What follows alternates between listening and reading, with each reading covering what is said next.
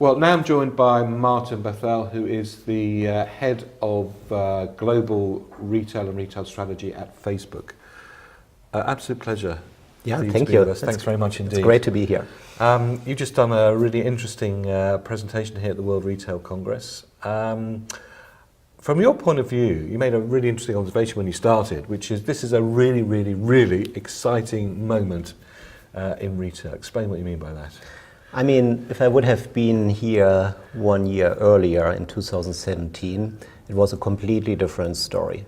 If you take the US, for example, 2017 was the all-time high in store closings. So it was a big depression almost in retail. But I would say since the holiday Christmas season 2017, there's been a nice rebound in retail globally, actually. Retail is growing again, retailers are really getting traction in the market, and I would say retail is back. Back with a vengeance, excellent. Now, almost every single speaker in the corridors, speaking to people, have all in one shape or form talked about artificial intelligence.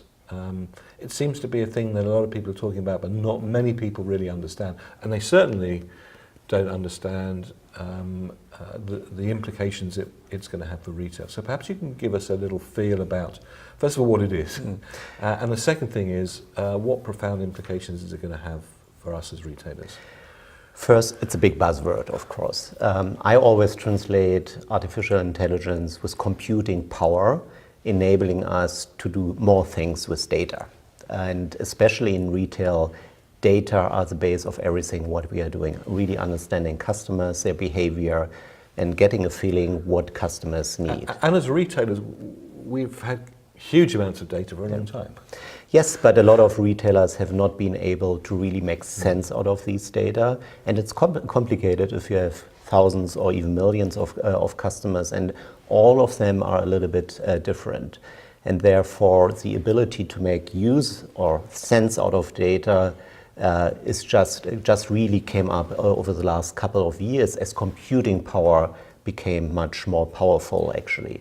And now the computer can help you to analyze at scale what customers want, but also predict their future behavior. And this is, I think, what makes artificial intelligence or machine learning so exciting for retailers today. And how can you then access that to give you useful, interesting insights that drives a better understanding with the customer and then better sales? Yeah, I can give you one example of how we are doing it. We are taking all the data we collect about purchase behavior and customer behavior in retail, and we use algorithms basically to make sense out of it and to define what I would call a shopping profile for everyone who is using Facebook. And retailers basically can do the same on their own.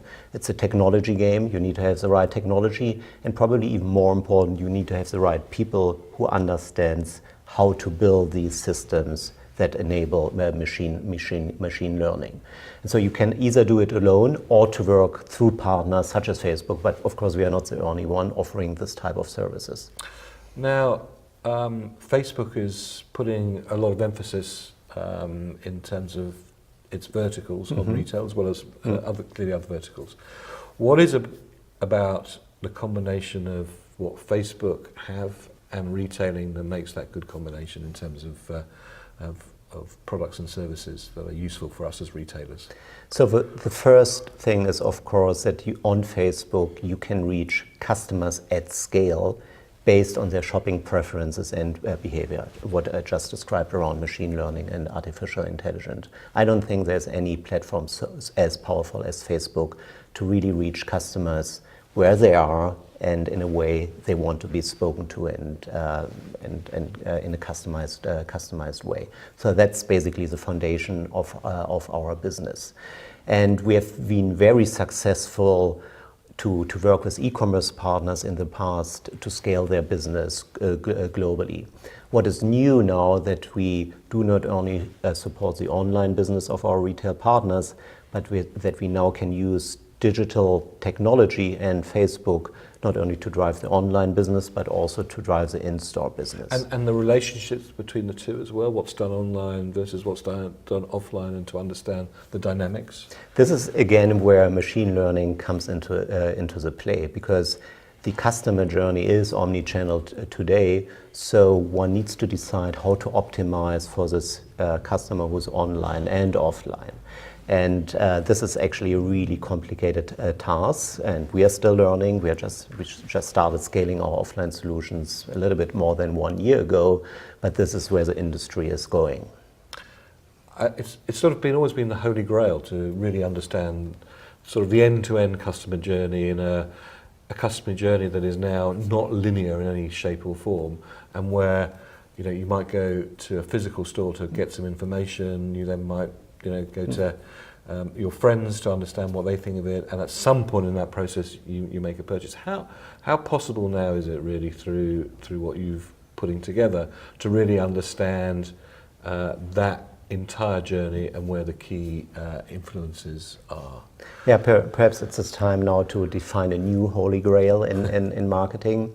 But let me put it like this, by connecting offline transaction data to the digital marketing engine and to partners such as Facebook, it is now possible to track the entire customer journey. By the way, in a privacy-safe environment, people need to consent to the fact that this type of data is shared. But in this case, retailers who connect their basically offline transaction data to Facebook now can see who saw an ad on Facebook, who walked into a store, and ultimately who bought a product in a store, and then to take this information to optimize future marketing actions. And how quick is that process? I mean, from because in a sense what you want to be able to do in the new Holy Grail is to do all that dynamically. Is that possible to do? It's a great question. I mean, we have some retailers with whom we have basically kicked off or started these solutions within 1 day. Wow. When they had the technical infrastructure which made it easy to connect their offline purchase data to the Facebook marketing engine. But quite often we face organizational challenges, technology challenges to make this happen. Because in the end you need to build now the data pipelines between your store systems, the digital marketing engine, and partners such as Facebook. And we all know retailers have many different customer and or transaction systems, and quite often some of these systems are actually not well understood by the marketing teams. So again, this is why we need to bring the right people who understand the system architecture. So who are the right people? If you want to do this, and Yeah. a lot of people will probably be watching this thinking, this has got to be worth experimenting with. What's in your experience, what's now the ultimate team, the group of people you have to pull together? It's a great question. So when we speak with retailers, we are always trying to pull in the CMO or the marketing team, the digital marketing team, the store teams, and the IT and infrastructure teams. You need to have all these people in one room. Unfortunately, we all know how difficult it can be to get all these people into one room, but this is what we are pushing for very hard. And then quite often, we realize that it's becoming quite easy to make these connections. But if you only speak to the digital marketer, it seems almost impossible to do it. If you speak to the IT and infrastructure teams, for them quite often marketing is not a priority. But when you have all these people in one room, quite often it can be very quick. Not always in 1 day, but quite often in a quick turnaround. Now, finally, you spoke about the eras of retailing. Where do you think it's going? What's the next, or maybe the current phase we're in, and the next phase that you think we're going to go to? Given the investments that you're making in Facebook's, the future directions of your products and services, where do you think we're heading? The future of retail is certainly around augmented commerce, virtual reality, where the exact distribution channels matters less, right? So where retail is happening in a physical store, on a mobile device, or in virtual reality. This is where the future is heading. And it's also quite interesting when I speak to retailers, many of them only want to talk about these future bright, shiny objects and topics. And yes, it's important to invest in those areas.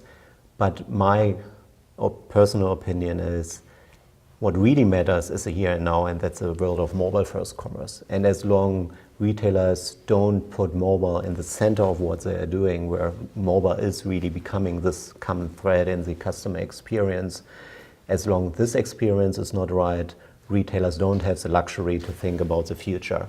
It's really about the here and now. Now, finally, you gave a couple of examples of just the amount of times that the customer looks at his mobile phone a day, the percentage of business that's now being done through the mobile. Do you see another device in the future taking over the mobile, or is the mobile where it's going to end up? So I think virtual reality is certainly where the future is heading towards, and how this device will look like, I don't know yet. But as you know, we have also invested in virtual reality technologies. We have bought the Oculus company a couple of years ago. So I think if you think about how people communicate today, they mainly communicate on their mobile device through videos today. People don't send pictures anymore, they share videos basically. But we believe that this is only a transition to something different, which is virtual and augmented reality. So we are investing heavily into this, but I would say this will still take probably another 5 years until it's really scalable in the retail space. Well, an exciting future to look forward to. But as you say, from a relay point of view, the present is the present, and there are interesting developments in there. So thank you very much indeed for talking to us. Thank you so much.